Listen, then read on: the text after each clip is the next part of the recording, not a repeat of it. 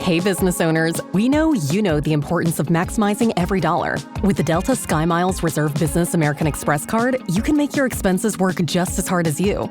From afternoon coffee runs to stocking office supplies and even team dinners, you can earn miles on all your business expenses. Plus, you can earn 125,000 bonus miles for a limited time through October 29th. The Delta SkyMiles Reserve Business Card. If you travel, you know.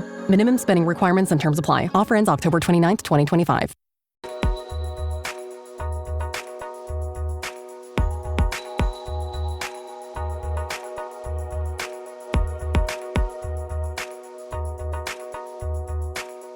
Welcome to episode 108 of the Inside Job Boards and Recruitment Marketplaces podcast. I am Stephen Rothberg, one of your two co-hosts, and I am also, in my day job, the founder of College Recruiter Job Search Site. We believe that every student and recent graduate deserves a great career and that it should be easy and inexpensive for employers to hire them. I am joined here today after a couple of episodes of him playing hooky or AWOL or whatever you want to call it, but my fantastic co-host, Peter Zollman of the AIM Group. Peter, welcome back. I'm looking around for the fantastic co-host. Thank you. I appreciate it. He usually says much nastier things about me, most of them at least off camera. But and most of them true. Thank you so much. It's good to be with you, Stephen. And I'm Peter Zollman. I am the founder of the AIM Group. We provide business intelligence, consulting, and conferences for online job boards and marketplaces, recruitment marketplaces. And we are joined today by Apayemi Awayemi. I think I got it right. He is managing partner of Fast Forward Venture Studio. He's sitting in Tampa today, but he's usually in Austin, a native of Nigeria who moved to the States about 6 years ago. And he's going to tell us why venture capitalists invest in job boards and what they want. So thank you for joining us. Welcome to the podcast. And we've already burned 2 minutes out of our 14. That's crazy. Thank you for joining us. Do you want to just give us a quick overview of your investing and VCs investing in job boards in general? Great. Thanks, Stephen. Thanks, Peter, for having me. I didn't get into that by planning. I got in that by actually being a founder of a job board myself, right? Back in Nigeria, I founded Jobberman, which is the leading job board in Nigeria and Ghana today. We had investment from Tiger Global, and we were eventually bought by the Ringier One Africa Media.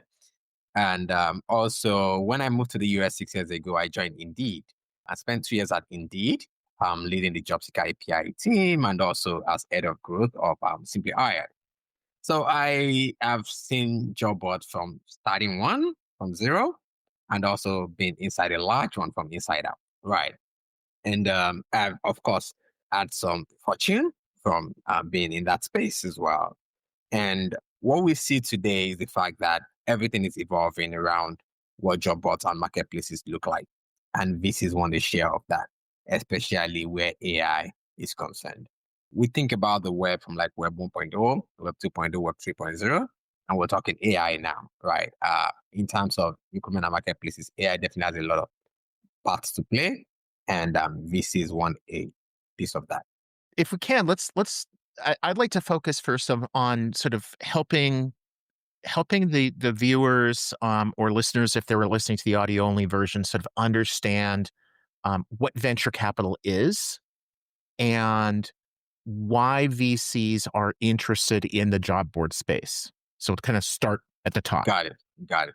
So think of venture capital as that big uncle, big aunt, right? Who, when you want to start a company, they say, hey, I like your idea. I'm going to give you some money. I hope you return it. And when you return it, I hope you make me richer. And if you don't, you're my cousin. I'm going to forgive you. I'm not going to something like that. So it's not, venture capital is not debt, right? It's more of like, I'll take a share of your business. but support you from the very early stages, whether idea stages or when you've proven the idea just a bit, which is why people love it. And also, it's made a lot of people rich, and it's also helped build some of the well-known companies that we have today, from Amazon to Google to Facebook, now Meta. So that's that. And so also like why are VCs interested in the job board space? Yes. So VCs are interested in job board space because when you think about business types, business models in general, job boards is one thing that, even though the form and factor might change, people will always need work, right? So it's a very interesting space. It's almost one of the largest spaces that involves people and also creates impact, right? And also, there's definitely financial rewards to be gotten from there. The kind of job boards VCs are interested in, of course, has also evolved over the years, from the days of Indeed, Monster, to now we're looking at niche job boards, to job boards like technology than ever, to supercharge their operations. Now, we've heard a lot lately that investors have lost interest in job boards because of the threat of AI. Yes, no, maybe? I think the answer is maybe, right? Which means we really need to kind of redefine exactly what a job board is, to really understand where investors are looking at things from. So AI definitely changes a lot. So, for example, back in the day when we were building Jobberman, we had this goal of, want all the jobs in one place, wanted to have every job, right? Aggregating them wasn't easy. Or when you think about technology like resume parsing, Sovereign back in the day, today that's how much more easier with AI than that's ever been, right? So, for example, from the venture studio, we just backed a company that they're going to launch in the next few weeks with AI, and they're starting with 1.5 million jobs on the platform. That was impossible 10 years ago. So, essentially, what you call the moat or a superpower, that's what's changed, right? But is there still space in the job board for investors to cash in? There is. And just to kind of shape the narrative very well, one job board that most people don't really think of it as a job board is Uber, right? Essentially, Uber is a job board in a way, right? People go there to get rides. People go there to get people to drive them. It's that straightforward, right? So what's really changing is just that form and factor of what a job board is. And investors are interested in that new version of job boards. I want to take a break real quick just to let you know about a new show we've just added to the network. Up Next at Work, hosted by Gene and Kata Keel of the Devon Group. Fantastic show. If you're looking for something that pushes the norm, pushes the boundaries, has some really spirited conversations, Google Up Next at Work, Gene and Kata Keel from the Devon Group. Yeah, I think Uber is a really good example, Peter, of how the AIM Group prefers to use recruitment marketplaces. It's sort of to define the industry. It fits very well as a recruitment marketplace. Job board, not so much, because the employers, the riders don't really advertise their job. It is sort of, because the drivers can sort of pick up that ride, but it's not kind of the same as if Apple advertises a retail job. So, question that I've got around venture capital, for especially again for the listeners, the viewers that might not be that familiar. My understanding is that it is much more popular amongst startups, around businesses that are just getting going. Is that true? And why would that be? Yes, it's very true. It's true because venture capitalists also has they have their own financial model in which they work, which is a lot about betting on an idea super early and then getting the returns in hundreds of multiples. So let me just kind of break that down a bit. So as a venture capitalist, right, my own fund, for example, we've invested in 11 companies so far, right? We already believe that between 8 of the 11 might fail, right? And we're sort of comfortable with that. Our business model is comfortable with that. So essentially, we're hoping 2 or 3 pay us back, not 10x, because if we pay us back 10x, we probably might end up not making that much money because of the ones that fail. We expect that one will actually be a breakout winner and kind of pay us back like 30x, 40x, 50x. As such is the business model of venture capitalists. So essentially, venture capitalists won't enter super early, right? Bet on a dream and hoping it comes out 100x, and that pays off for the whole risk across the portfolio. And that's why the word venture is being used. It's more like adventure. It's risky, right? But it's like we need to pursue those unknowns, right? So that we can also improve. Humanity can be improved overall, right, as we go on. As compared to a business that is more mature, where you already kind of understand how it's going to work, there are other sources of capital that can help there. Venture capital also plays in that space, but just a bit of nuance in terms of like terms, valuations, and whatnot as compared to when it's super early. People also wonder this thing about valuations. The way it works essentially is when it's super early, we can assume there's going to be a lot of cash flows that are going to come in later on in the future because there's like a large time horizon. And that plays into why the valuation might be high initially as compared to a company where it's already mature and the timing of cash flows is like, next 2 years, next 3 years, and so then it becomes less valuable as compared to when you compare to the revenue multiples. Started Jobberman when? In 2010. Okay. You've seen a lot of changes. You went to Indeed.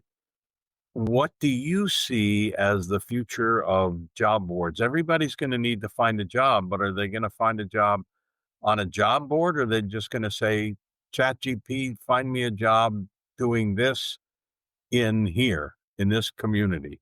What's going to happen? I think we're moving close to that, moment of ChatGPT, find me a job. We're already seeing companies that are doing things like that in exceptional ways, and they're doing well. From like the ideas of like swiping jobs, right, to the idea of just give me the right job. And most of those kind of platforms fall into like very niche platforms. So think job boards for nurses, job boards for truck drivers and the likes, right? And now that with what everybody has discovered about the power of AI, we're also seeing a lot of experiments around the career GPT, jobs GPT type of play. We're already seeing it on the recruiter side, so we expect job boards to start having it too as well. And that changes the whole model. So if today we're talking more CPC, CPA, right? The revenue model will definitely have to change, especially now that you can quote and unquote wave a magic wand, right? And the jobs that fit you appear to you, right? So we're going to see that. At the same time, we're also seeing candidates also use AI a lot, right? To apply to more jobs than ever before. So that might be something that might help job boards to stay, but job boards will just have to kind of work differently. Maybe it gets easier to get into a job this time around. Like we could almost just funnel you a candidate and the candidate just has a thumbs up to say, I want the job, or swipe. And then job boards now need to put more recruiting tools on the other side, or ATSs that they plug into build better recruiting tools to make sure they're able to surface the right candidates to the top.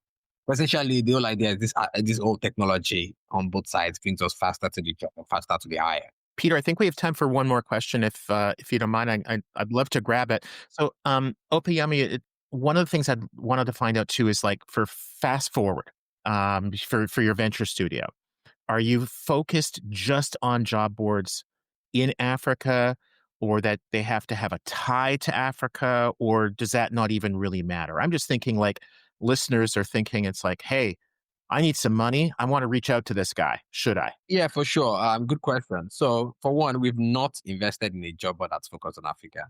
No. And Okay. there's a whole backstory to that. We've invested in 2 job platforms, right? One is called Source, Swipe and Apply, wonderful founders. The other one is called Hello.cv, right? Which is more like a career operating system. And they are mostly focused on the US today.